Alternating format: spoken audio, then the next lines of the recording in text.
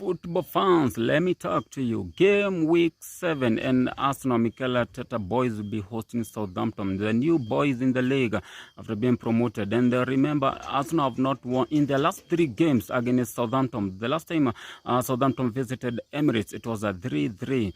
And that's how we bolted the league in 2020-23. And this is a game that we should not take lightly. So for me, my prediction is a 4-0 Arsenal. 4-0 for Arsenal. Then we can go and say, yes, the boys are doing great. Mikel Arteta should maintain the same lineup that beat Leicester on the weekend, and the same guys that started against the PSG. It was a change lineup on the UEFA Champions League. So unless Benny Blanco is back, then we can rest Timber and start Carafiol on the left and then Benny Blanco on the right. My name is Baboy the Pandit, like keep your county favorite pandit. Kila siku nakwambia jitume, siku moja itajipa.